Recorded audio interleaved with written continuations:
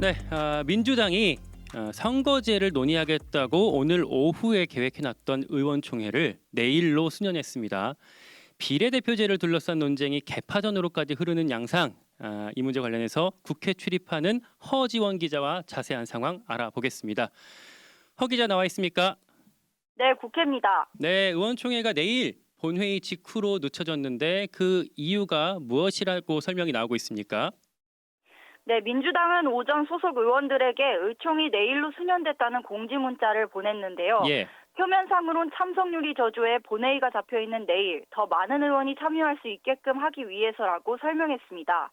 내일 본회의가 안건이 많지 않은 탓에 짧게 끝나면 이후 의총에서 선거법 등 주요 현안에 대해 충분히 논의할 수 있다는 겁니다. 네. 네, 본래 오늘 의총에서는 여야 간 선거제 협상과 정치개혁특별위원회의 선거제 개편안 논의 상황 등을 보고하고 자유토론을 이어갈 예정이었는데요. 일각에선 당 지도부 내에서도 의견 불일치가 커 의총을 미루자고 했다는 얘기도 나옵니다. 지도부 내에서도 의견이 일치하지 않는다. 당내 논쟁이 지금 계속 이어지는 것 같은데 쟁점을 좀 정리해 주시죠. 네, 주요한 쟁점은 현재 당내에선 비례대표제와 관련해 현행 준연동형 유지와 병립형 회귀를 두고 의견이 갈리고 있습니다. 지난 20대 국회에서 야당을 중심으로 합의된 준연동형은 전국 정당 득표율보다 지역구 의석수가 적을 경우 모자란 의석수를 비례대표로 일부 채워주는 방식인데요. 지난 총선 땐 거대 양당이 위성정당을 만들면서 소수정당의 국회 진입장벽을 낮춘다는 제도의 의미가 퇴색된 바 있습니다. 이 때문에 그간 민주당에선 준연동형을 유지하되 위성정당 창당을 금지해야 한다는 목소리가 커지고 있었는데요. 최근엔 그랬을 경우 지역구 의석수가 30석 이상 줄어들 수 있다며 차라리 병립형으로 돌아가는 게 낫다는 현실론도 대두되고 있습니다.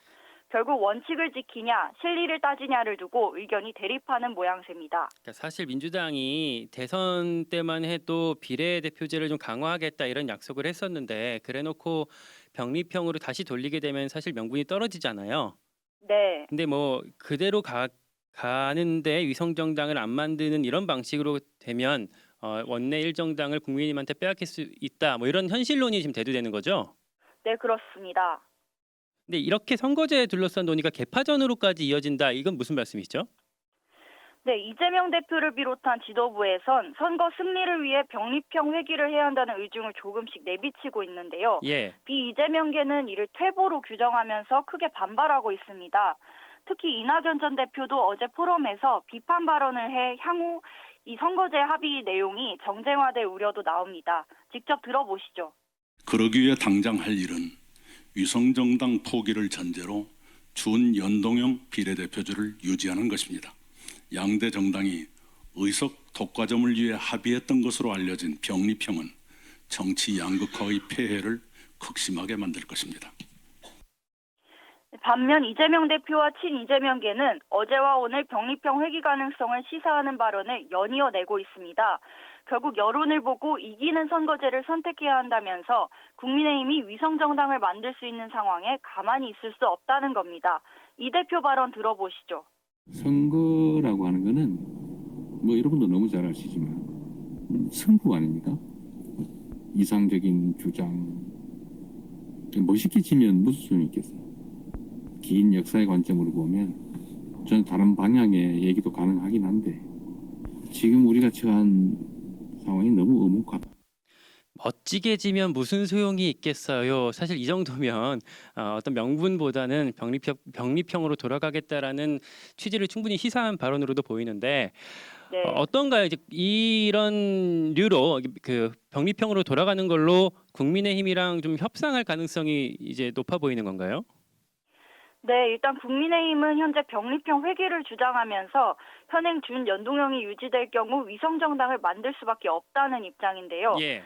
이에 민주당은 권역별 비례제를 도입하는 방안을 타협안으로 만지작거리고 있습니다. 권역별 비례제는 지역주의를 완화하는 효과가 기대돼 한편으로는 연동형이 아니더라도 진보한 선거제라는 주장입니다. 권역별 비례제가 연동형 비례제 포기하고 병립형으로 되돌아가는데 거기에 권역별을 넣어서 뭔가 그 새로운 방식을 꾸리겠다라는 거군요.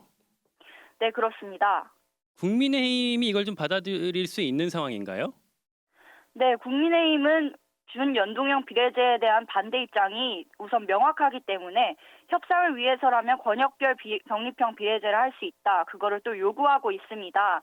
이 때문에 민주당 내에선 합의가 불발돼 현행 준연동형으로 확정되는 것을 막기 위해서라도 타협안을 받아들여야 한다는 주장이 나오는 겁니다. 말씀하신 대로 만약에 이 협의가 이루어진다면 현행 연동형이 아니라 이전 20대 국회 총선까지 했었던 병립형으로 되돌아가되 전국을 한 세네 곳으로 분할로 쪼개서 권역별로 비례대표 선거를 치르는 방식으로 갈 가능성도 있다라는 말씀이시군요. 네, 맞습니다. 네. 이런 내용까지 내일 의원총회에서 같이 다뤄진다고요?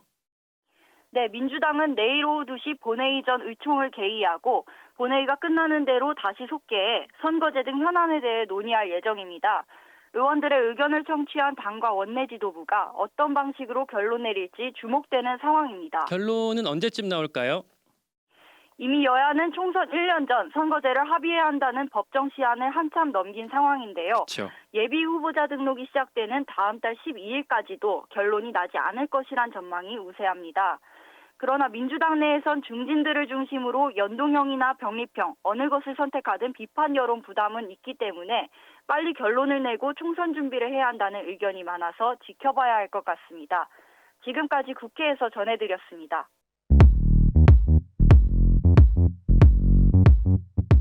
오늘 하루 뉴스 맥락 정다운의 뉴스톡이면 됩니다. 유튜브 노컷 채널 알림 설정하시면 매일 오후 5시 30분 실시간 참여하실 수 있습니다.